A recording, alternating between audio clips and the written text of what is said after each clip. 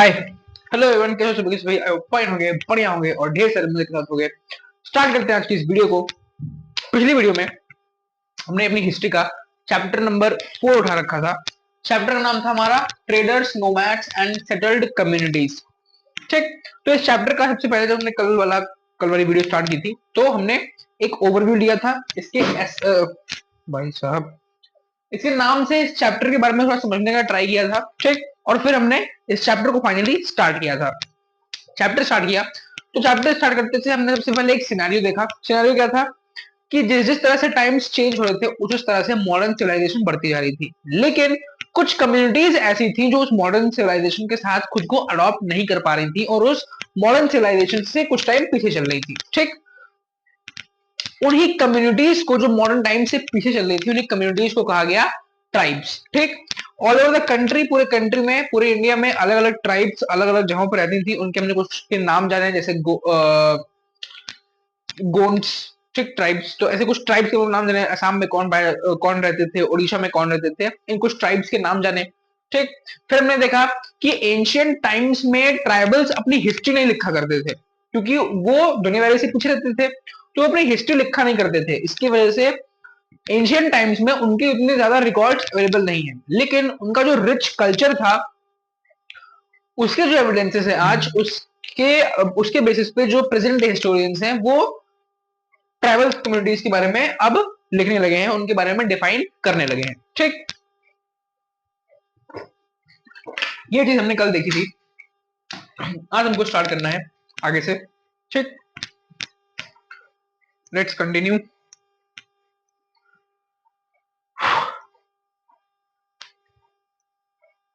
Just minute. हाँ,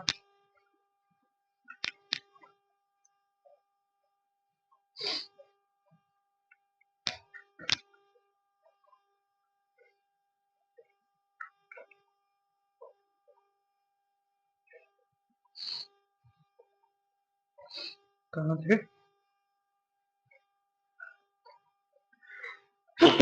sorry. तो अपने थर्ड पेज पे थे हम। ये first page, second page, third page. इस थर्ड पेज का पहला पैराग्राफ हम पढ़ चुके थे, दूसरे पैराग्राफ से हमको स्टार्ट करना है। इन मेनी एरियाज वाले पॉइंट से। ठीक, in many areas of present day Bihar and Jharkhand, Chero chiefdoms had emerged by the 12th century। ठीक, तो जो प्रेजेंट डे झारखंड है 12th सेंचुरी के आसपास, उसमें एक ट्राइब जो थी जिसका नाम था, क्या नाम था, चेरो चीफडम्स, वो इमर्ज होकर आ रही थी। वो बहुत ज्यादा इन्फ्लुएंशियल थी उस टाइम में। कहां पर? जो प्रेजेंट डे झारखंड है उस वाले रीजन में। Raja Man Singh, Akbar's famous general, attacked and defeated the Cheros in 1591. A large amount of booty was taken from them, but they were not entirely subdued। ठीक, तो क्या बताया गया है? राजा मानसेन ने 1591 में, राजा मानसेन अकबर के जो एक प्रोमिनेंट, क्या कहते हैं हम, प्रोमिनेंट एक उनके मेंबर थे, प्रोमिनेंट अकबर के कोर्ट के प्रोमिनेंट मेंबर थे राजा मानसेन। उन्होंने 1591 में इन पर अटैक किया और इनकी जो वेल्थ थी उसको लगभग खोखला कर दिया, लेकिन पूरी तरह से इनके अस्तित्व को नहीं मिटा पाए। ठीक, राजा मानसेन, पहले एक शो आता था जोधा अकबर के नाम से। ठीक, तो मैं देखता था उसमें मानसेन, तो मानसेन बहुत बेसिकली जोधा बेगम थी, जो जोधा बाई थी, उनके ब्रदर थे, आई थिंक, मुझे याद है। ठीक, तो राजा मानसेन ने 1591 में चेरोस पर अटैक किया, उनकी वेल्थ पूरी तरह से खत्म, मतलब पूरी तरह से तो नहीं, लेकिन 90% उनकी वेल्थ खत्म कर दी, लेकिन फिर भी उनकी एग्जिस्टेंस को वो खत्म नहीं कर पाए।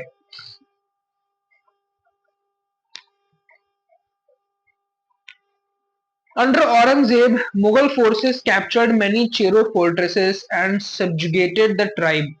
The Mundas and Santals were among other important tribes that lived in the region and also in Odisha and Bengal। ठीक, तो अकबर के टाइम पीरियड में मुगल्स ने इनके ऊपर अटैक करना स्टार्ट कर दिया था, और फाइनली जब औरंगजेब का टाइम पीरियड आया तो औरंगजेब के टाइम पीरियड में मुगल फोर्सेस जो थी उन्होंने लगभग पूरी तरह से जो चेरोस थे उनकी आइडेंटिटी लगभग पूरी तरह से खत्म कर दी। ठीक, वहीं पर अगर हम बात करें तो मुंडाज और संथल्स जैसी कुछ और कम्युनिटीज प्रोमिनेंट थी कहां पर, वेस्ट बंगाल और बिहार वाले रीजन में।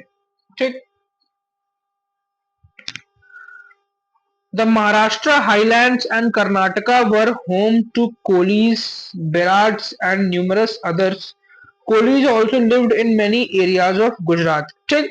तो जो महाराष्ट्र के जो हाईलैंड्स वाला पार्ट है वहां पर कोलीस और बिराट्स रहते थे। ठीक। और कुछ जो कोली ट्राइब के जो कुछ लोग थे वो गुजरात वाले रीजन में भी रहते थे। Further south there were large tribal population of Koragas, वेतरास, मारवाड़ एंड मेनी अदर्स। ठीक। तो कुछ ट्राइब्स के नाम दिए हैं जो कहाँ रहते थे, सॉरी जिनकी पॉपुलेशन उस टाइम पे ये भी इनकी भी पॉपुलेशन थी, यानी कि ये भी एग्जिस्ट करते थे। The large tribe of Bhils was spread across western and central India. By the late 16th century, many of them had become settled agriculturalists and some even zamindars. ठीक। तो भील जो ट्राइब थी वो वेस्टर्न और central India में काफी influential थी। ठीक। और फिफ्थ क्या दिया है, और 16th सेंचुरी आते आते वो जितने भी भील मेंबर्स थे उनमें से मैक्सिमम जो थे वो सेटल्ड एग्रीकल्चरिस्ट हो चुके थे, यानी कि प्रॉपर फार्मर्स हो चुके थे, और कुछ कुछ तो इतने रिच हो गए थे कि वो जमींदार की कैटेगरी में आ गए थे। ठीक।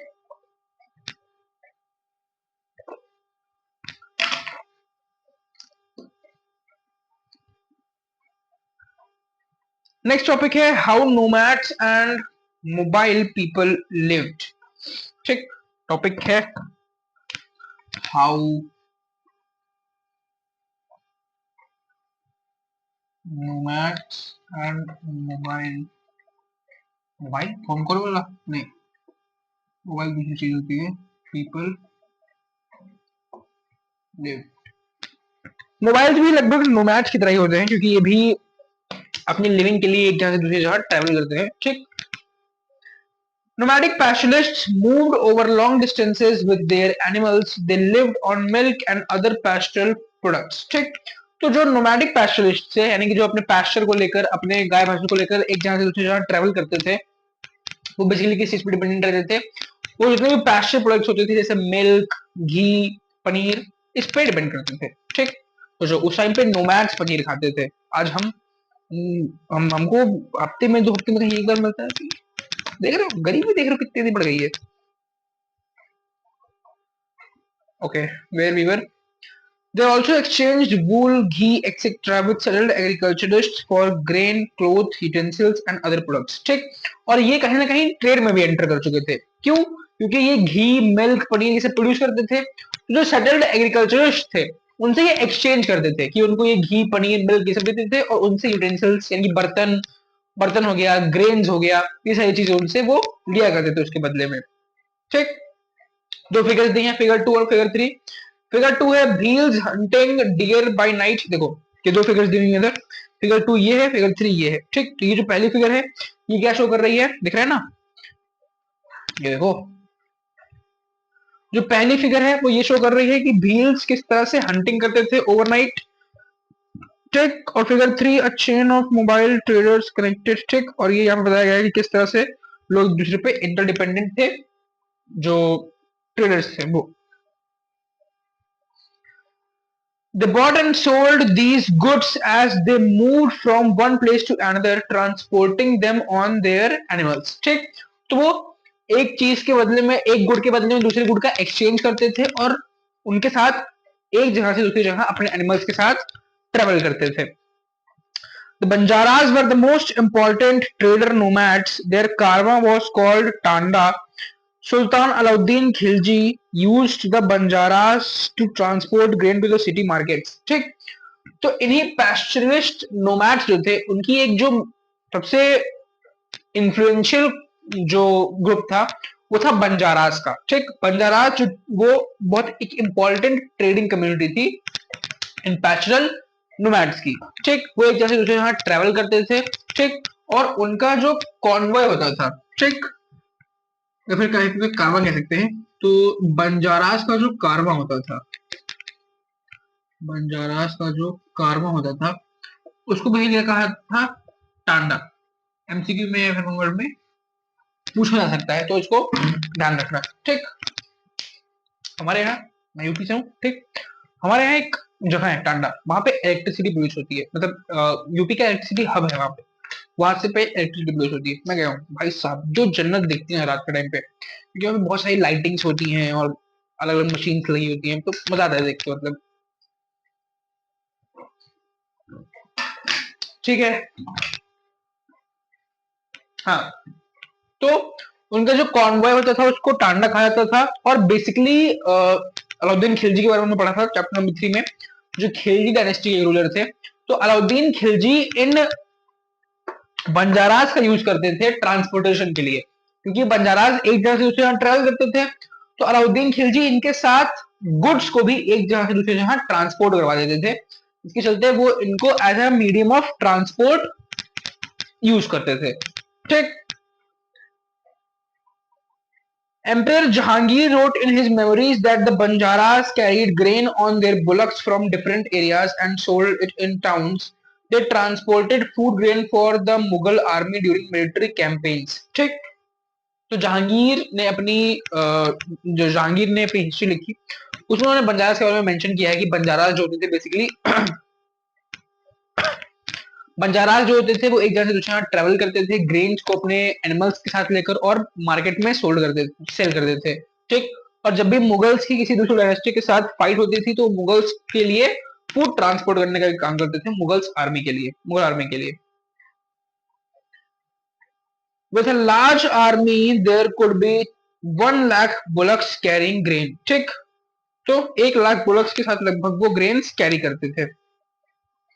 Many pastoral tribes reared and sold animals such as cattle and horses and to the prosperous people. Different castes of pretty peddlers also traveled from village to villages, village to village। ठीक, तो क्या बताया गया है कि ये जो pastoral tribes होती थी, ये एनिमल्स को पालती थी पहले, और फिर जो प्रॉस्परस लोग होते थे उनको सोल्ड कर देती थी। जैसे मान लो उन्होंने घोड़ा खरीदा, घोड़ा खरीदा नहीं, घोड़े को बचपन से उठा लाए, उस घोड़े को पाला पोसा बड़ा किया, और फिर किसी आर्मी को बेच दिया, क्योंकि पहले वो होते थे ना, क्या बोलते हैं, जो घुड़सवार होते थे, तो उनको बेच दिया।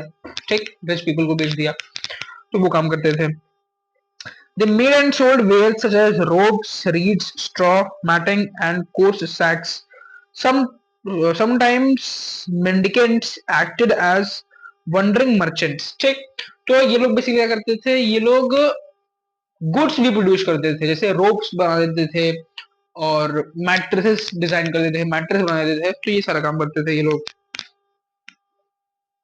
These were castes of entertainers who performed in different towns and villages for their livelihood। ठीक, अच्छा, हाँ, वॉन्डरिंग मर्चेंट्स के बारे में बताया गया है। वॉन्डरिंग मर्चेंट्स,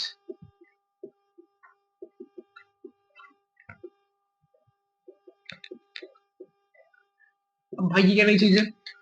तो वॉन्डरिंग मर्चेंट्स एक ऐसी कम्युनिटी थी जो एंटरटेनमेंट करती थी, मतलब नाच गाना करती थी, जो प्लेस परफॉर्म करती थी।